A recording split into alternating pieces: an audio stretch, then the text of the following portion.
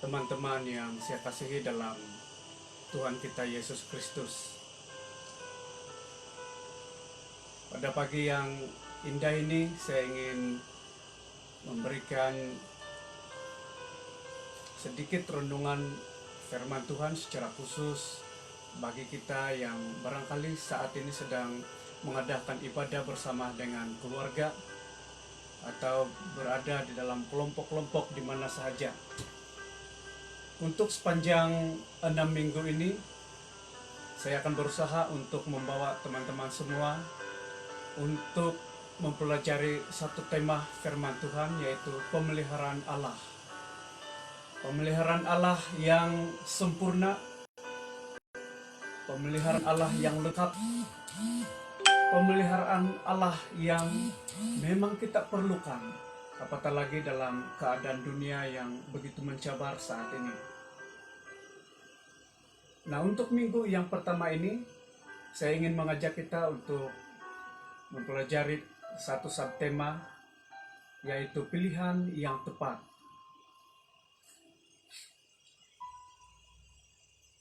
Hari ini merupakan hari yang kelima negara kita Malaysia berada di dalam perintah kawalan pergerakan yang bertujuan untuk mencegah penularan COVID-19. Menurut laporan terkini dari Majelis Keselamatan Negara, setakat yang telah diupdate malam tadi, dinyatakan bahwa sudah ada 8 kematian di seluruh negara kita dan 11.000 di seluruh dunia. Nah, kita turut bersimpati dengan negara-negara yang turut terjejas, secara khusus bagi negara Italia, yang dinyatakan bahwa kadar kematian yang diakibatkan oleh COVID-19 ini adalah 8,6% lebih tinggi daripada kadar kematian yang dicatat di China sendiri. Dunia benar-benar berada di dalam keadaan yang sangat membimbangkan. Walaupun demikian, kita sebagai anak-anak Tuhan pasti memiliki keyakinan bahwa bagi kita keselamatan adalah sesuatu yang pasti.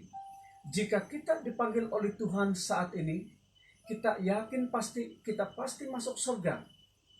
Tapi haruslah kita bersimpati kepada mereka yang belum mengenal, apalagi belum menerima Tuhan Yesus sebagai Tuhan dan Juru Selamat mereka secara pribadi. Karena kalau hari ini mereka dipanggil oleh Tuhan, kemanakah mereka ini? Oleh sebab itu teman-teman, saya ingin mengajak kita untuk membuat pilihan yang tepat. Dan pada pagi ini saya senang mengajak kita untuk membaca firman Tuhan yang terdapat di dalam Matius pasal 9 ayat 9. Matius pasal 9 ayat 9. Setelah Yesus pergi dari situ, ia melihat seorang yang bernama Matius duduk di rumah cukai. Lalu ia berkata kepadanya, "Ikutlah aku." Maka berdirilah Matius lalu mengikut dia. Teman-teman, tanpa berpikir panjang, Matius, yaitu pemungut cukai, telah membuat pilihan terbesar di dalam hidupnya. Matius memilih untuk meninggalkan dunianya dan masuk dalam rencana Allah. Matius memilih untuk mengikut Yesus seumur hidupnya. Dalam 3 tahun hidupnya selepas itu, Matius belajar secara langsung dari Tuhan sebagai suatu persediaan untuk masuk ke dalam dunia pelayanan. Menurut tradisi, Matius mati karena memberitakan Injil di Ethiopia. Teman-teman, untuk membuat pilihan penting di dalam hidup kita perlu berpikir secara tenang, matang, dan bertanggung jawab. Dalam konteks negara kita saat ini, pilihan yang paling bijaksana adalah mematuhi arahan kerajaan untuk berada di rumah. Ingat, walaupun kita beriman, kita akan tetap dihukum oleh pihak kerajaan jika kita gagal mematuhi arahan kerajaan. Jadi, berusahalah untuk menjadi warga negara yang bertanggung jawab dengan menjaga keselamatan diri sendiri dan juga menjaga keselamatan orang lain. Teman-teman, Matius membuat pilihan yang tepat dengan memilih untuk meninggalkan dunianya sebagai seorang pemungut cukai dengan mengikuti Yesus. Dunia Matius sebagai seorang pemungut cukai ini adalah dunia yang memberi jaminan kepadanya untuk hidup lebih makmur, hidup lebih baik dari orang-orang sebangsanya. Dia memiliki peluang yang besar untuk memiliki uang. Karena dengan kesempatan yang ada, dia boleh saja memeras rakyat dengan cara menunaikan tanggung jawabnya sebagai seorang pemungut cukai, tetapi dalam masa yang sama juga memungut uang untuk dirinya sendiri. Nah, kalau kita perhatikan ini secara manusia, Matius hidup lebih makmur dan masa depannya lebih terjamin berbanding dengan mengikuti Yesus. Namun demikian, Matius tetap berpendirian meninggalkan dunianya dan mengikut Yesus. Dia meninggalkan zon selesa. Zon selesa bagi sesetengah orang. Dia memilih untuk mengikut Yesus. Teman-teman, ada kalanya kita perlu membuat keputusan yang berat di dalam hidup kita. Antara keputusan yang paling berat adalah meninggalkan dunia ataupun zon selesa kita. Harus kita akui, mengikut Yesus itu tidak menjanjikan kehidupan yang mewah, tidak menjanjikan kedudukan yang terpandang dalam masyarakat, dan tidak menjanjikan segala keinginan, segala yang kita mahu dapat dipuaskan. Tetapi mengikut Yesus dan meninggalkan dunia yang kita barangkali coba pertahankan, kita tinggalkan semuanya itu untuk mengikut Yesus, pasti akan memberikan jaminan keselamatan kepada kita. Saudara-saudara, teman-teman yang saya kasihi, apa gunanya kita memiliki seluruh dunia, tetapi pada akhirnya kita kehilangan hidup yang kekal?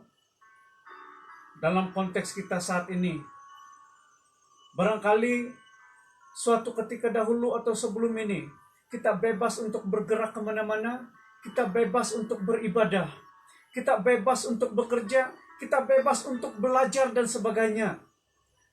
Tetapi demi keperluan yang sangat mendesak saat ini, mari kita buang segala keegoan kita. Mari kita tinggalkan kebebasan yang ada pada kita untuk sementara waktu ini, untuk mewujudkan satu suasana yang baik, aman, dan selamat di negara kita. Sebagai anak-anak Tuhan, ini juga merupakan kebijaksanaan dari kita untuk memberi manfaat kepada masyarakat dan negara. Teman-teman, ketika Matius membuat keputusan untuk mengikut Yesus dan meninggalkan dunianya, dia juga sudah memutuskan untuk melakukan segala perintah Tuhan Yesus. Oleh sebab itu, Matius mencatat dengan jelas perintah dari Tuhan Yesus untuk memberitakan Injil kepada seluruh dunia. Di dalam Matius pasal 28 ayat 19 hingga 20, Matius mencatat amanat agung dari Tuhan Yesus untuknya, untuk para murid, dan untuk kita semua, di mana Tuhan Yesus memerintahkan supaya Injil diberitakan kepada semua bangsa. Teman-teman, Matius melakukan perintah Tuhan Yesus dan berjalan sampai ke Ethiopia untuk memberitakan Injil, meskipun pada akhirnya dia terpaksa menggadaikan nyawanya. Akhirnya dia mati, tetapi dia mati karena Injil dan demi imannya yang teguh kepada Tuhannya, yang juga Tuhan kita, yaitu Yesus Kristus. Teman-teman, tidak ada gunanya jika kita menyatakan yang kita ini beriman, memilih untuk mengikut Yesus dan meninggalkan dunia, tetapi tidak mau melakukan perintah Tuhan kita. Sebagai anak-anak Tuhan, kita perlu memiliki iman yang aktif, yaitu iman yang mampu menggerakkan diri kita untuk bertindak sesuai dengan status kita sebagai anak-anak Tuhan. Demikian juga saat ini, saya yakin bahwa setiap kerajaan yang ada di dunia ini, termasuklah kerajaan Malaysia, merupakan alat di tangan Tuhan. Bukan saja untuk mentadbir negara, tetapi juga untuk mengurus keamanan, kesejahteraan warga negara di dalam negara kita.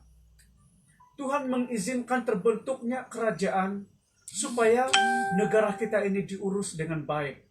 Jadi marilah kita bersama-sama mematuhi arahan kerajaan demi kepentingan kita semua.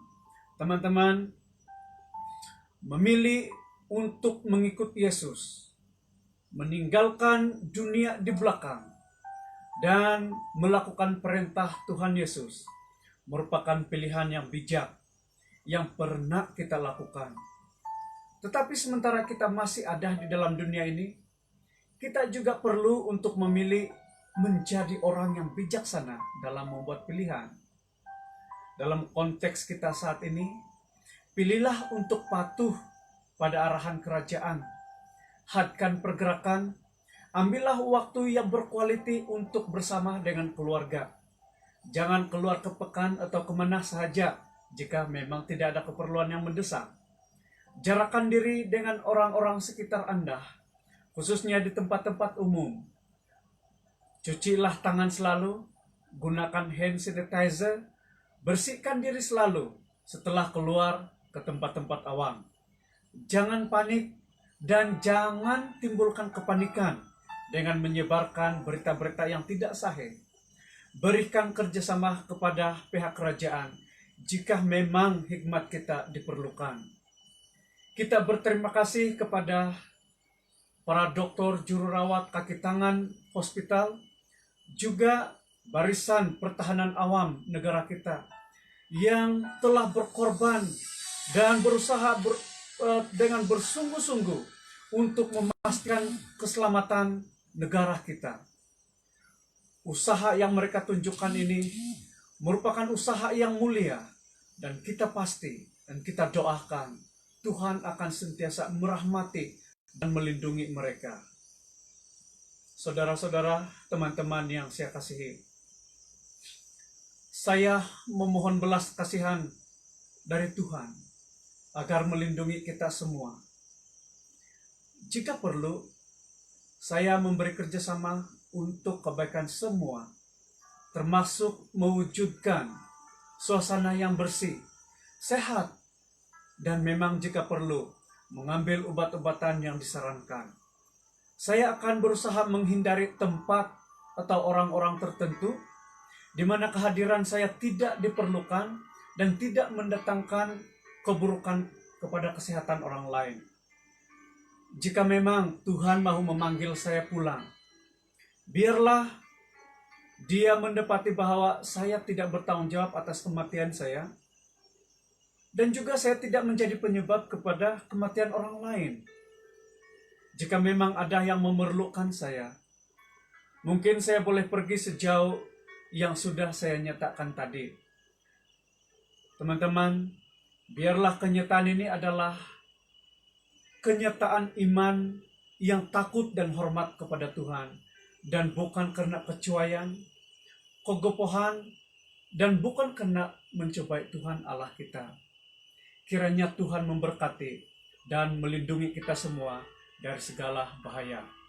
Firman Tuhan dan perkongsian ini sampai di sini. Mari kita berdoa bersama-sama. Bapa yang baik, terima kasih untuk kesempatan pada minggu yang pertama ini.